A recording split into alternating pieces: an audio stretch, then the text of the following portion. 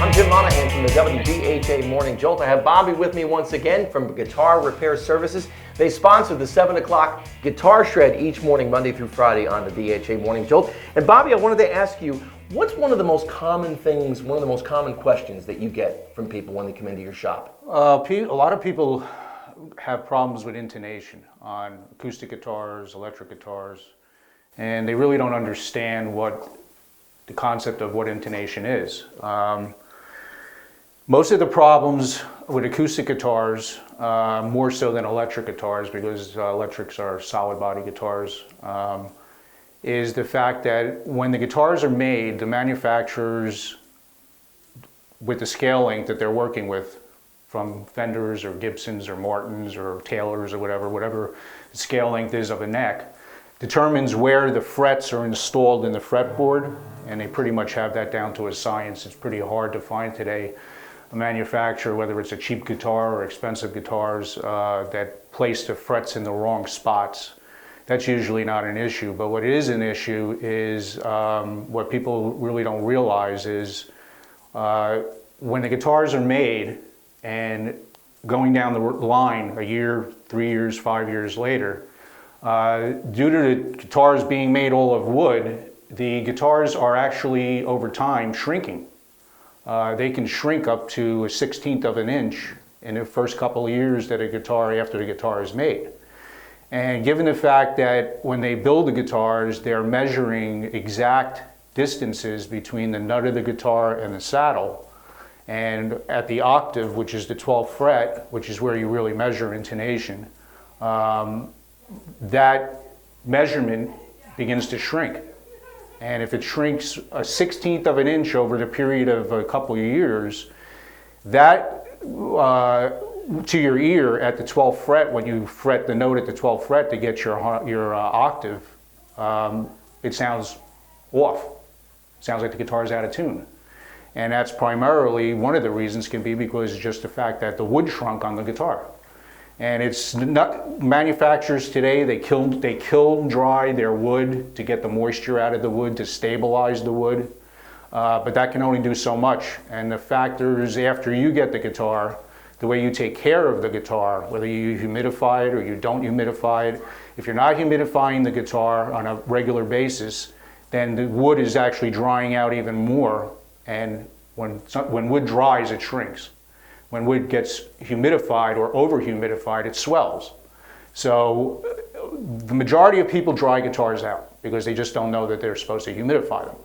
So that means that the majority of the people out there who are having intonation problems a year or two after they buy the guitar is because of the fact that the guitar is really, really dry, bone dry. Now, when you check intonation on a guitar, how do you do it? Well, the biggest misconception is that when you talk about string length,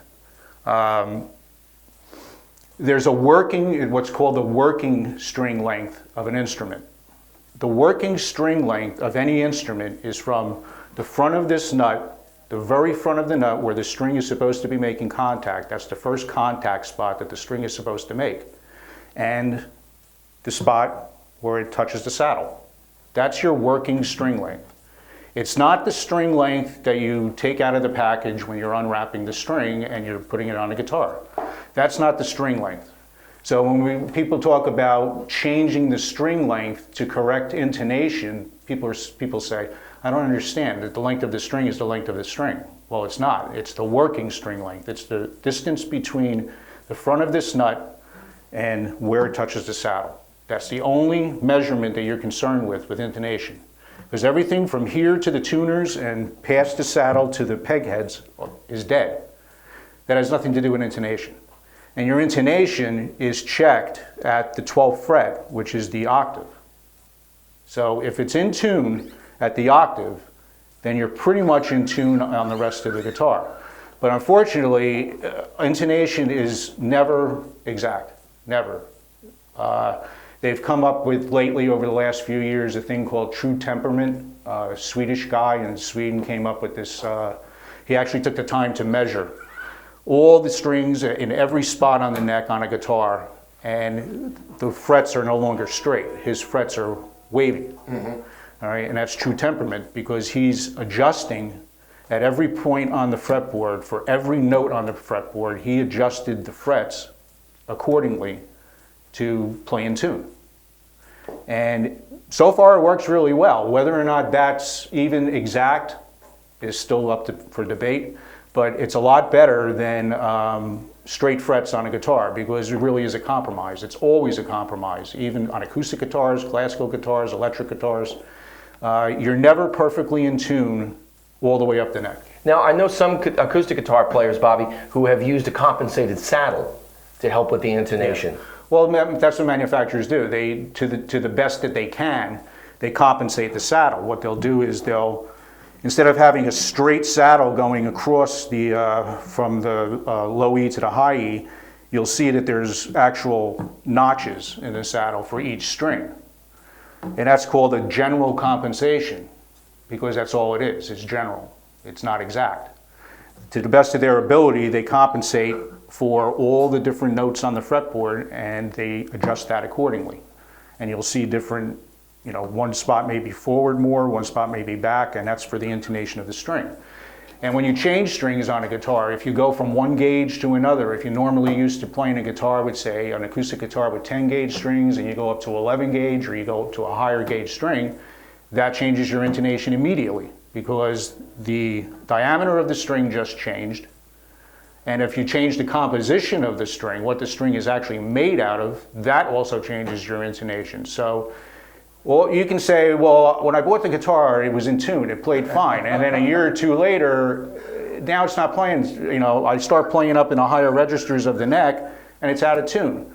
Well, if you change the strings, like I said, along the way, and you change a different diameter, all that has to be compensated for. You should actually have a new saddle made, because it's not going to play in tune any longer. I'm really getting the feeling I should have paid a lot more attention to high school physics class. It is physics, it really is. I mean, it's a lot more complicated than we can get into. There's actual mathematical formulas for all this. If you looked at it, it's crazy. So they basically, manufacturers basically do the best that they can in compensating with a saddle. And a lot of the major problems that a lot of guitars that I see is that they have an improperly cut nut. The string is not resting where it should in the nut. The nut slots are not the way they should be. And instead of the string resting on the front of the nut, it rests on the back of the nut. So you've got that width of that nut, which is throwing off the intonation even more, because the string is not supposed to be sitting at the back of the nut. It's supposed to be sitting at the very front. So if you have an improperly cut nut, that needs to be addressed. That could be a reason why that you're having intonation problems. And the other problem also is a lot of times the the bridge rather, starts to lift on a guitar from not being humidified, from drying out. The glue starts to let loose, the bridge starts to lift, and when the bridge lifts, the saddle goes with it and starts to tilt. That little bit of tilt, 1/16 of an inch, throws the whole intonation of the guitar off. So checking to see if your bridge is lifting is one thing that you can check for to make sure that if you're having intonation problems, that could be one of the reasons. And you have to have somebody take a look at the nut too, and make sure that the nut slots and the nut is cut properly. Another thing, a big, huge issue is dented frets. Some people play harder than others. Some fret material is harder than other fret material. But over time, as you start to push the string down and you start making little divvies and dents in your frets, the distance that you're pushing that string down to fret a note is now going into a gully. It's no longer touching the top of the fret where it's supposed to. And that little bit of difference for that dent that you have in that fret is what's throwing your intonation off. And if you have multiple spots on a neck with multiple dents here and there, you have multiple problems all over the neck. So one of the things that we do, if it's not too bad, is we can sand those dents out with sandpaper, take those little divvies out of there and actually get a straight fret again on the top, because the crown of the fret is really what the string is touching and what your intonation all depends on.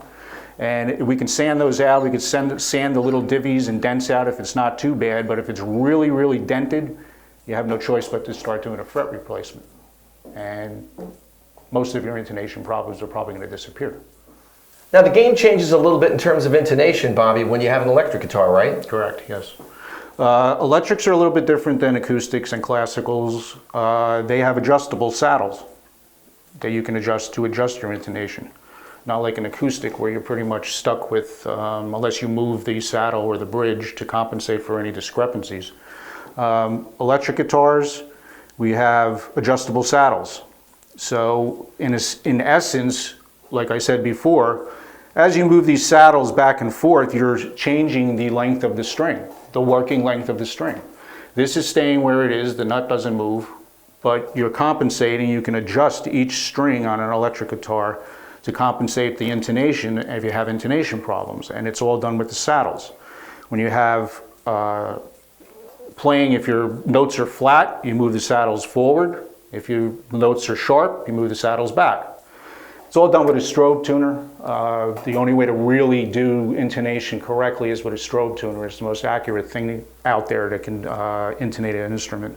A lot of things, acoustic, electric, either or, string height has a huge effect on intonation. People think that high action on a guitar, if your strings are too high up off of the fretboard, has a huge effect on intonation. When the manufacturer builds guitars, they build them with a certain amount of string height.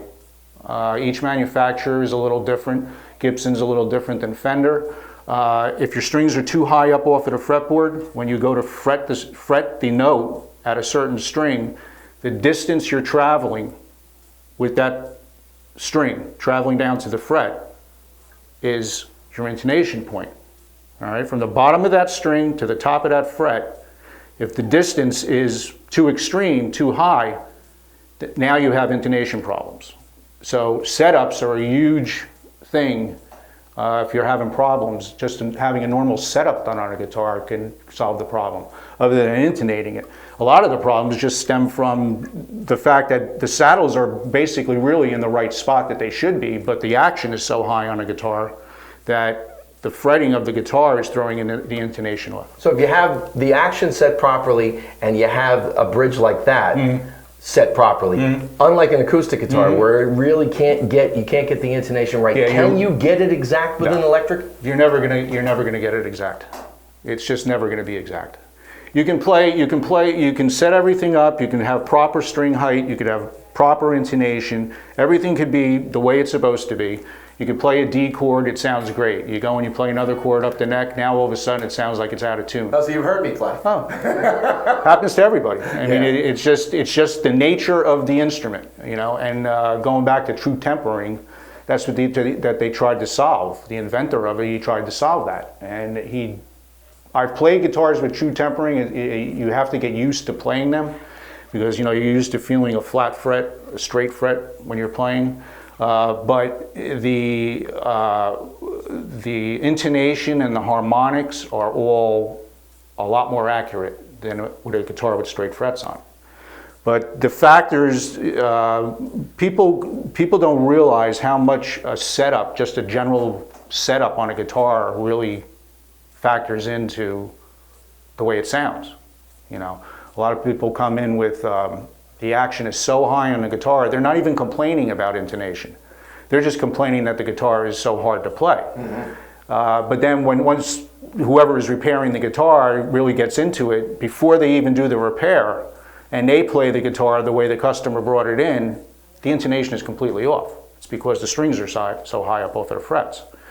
Once that's fixed, once the string height is fixed with the setup and the intonation is done, it's a completely different guitar. You know, it's never going to be perfect up until now.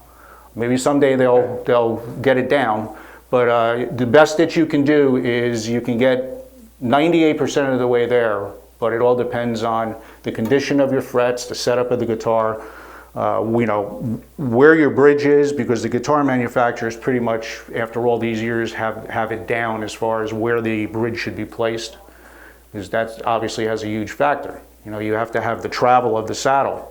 You have to be able to adjust that saddle and still have enough travel back and enough travel forward. So they pretty much nailed that all down. But fret condition and the nut really overlooked part of the guitar. The nut, people don't put much attention into the nut of the guitar, but it has a lot to do with the intonation of a guitar. If you're a guitar player, the place to go is helpmyguitar.com, guitar repair services. Bobby, thanks for sharing that information with us today.